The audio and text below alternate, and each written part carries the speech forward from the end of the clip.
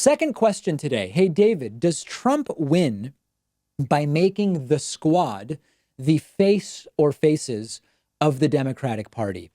I actually disagree with the premise of the question. I don't believe that Donald Trump is making those four ethnic minority congresswomen that he attacked with such xenophobic ideas as they should go back to their original countries. They still have relatively low name recognition nationally outside of their districts. And it's really, I know it's hard for people who do politics every week like we do, or people who follow politics like many of you in the audience to understand this.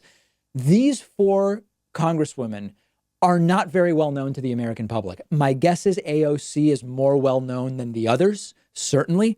But outside of political circles, these are still individuals who have relatively low name recognition or face recognition. They're also, we've talked about the popularity thing. They're not hugely popular. They're not unpopular, particularly the way Donald Trump tried to make them seem on the basis of polling of non-college educated whites. Big shocker. Non-college educated whites don't love Alexandria Ocasio-Cortez, Ilhan Omar, Ayanna Pressley, and the fourth one, Rashida Tlaib.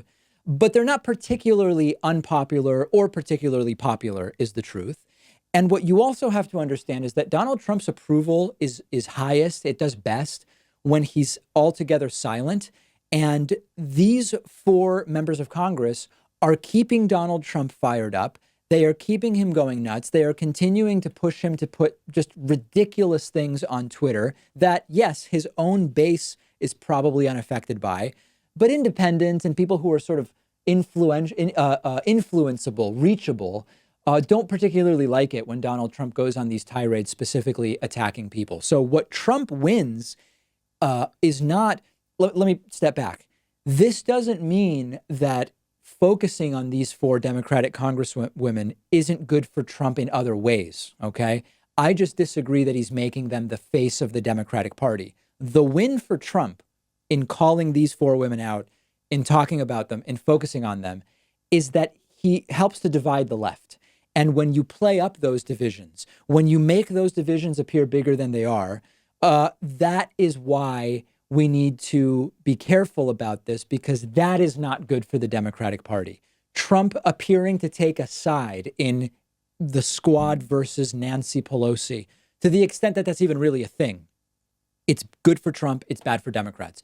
Any political capital, time, and media time that between now and November of 2020 is spent on internal fighting within the left is good for Trump. And this is why I said at the beginning of the week, on the topic of impeachment, Democrats need to just agree we're not going to do an impeachment inquiry and we're not going to talk about it anymore. Or we're going to do one in like 6 months because that's when it will be most damaging to Donald Trump. Or we're going to do one right now.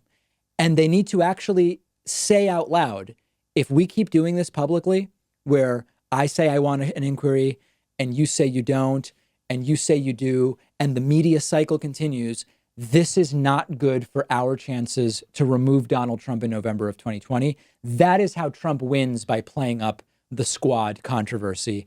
He's not really making them the face of the Democratic Party. And these are still relative unknowns to non-political average Joe and Jane Doe, Joe and Jane Schmo.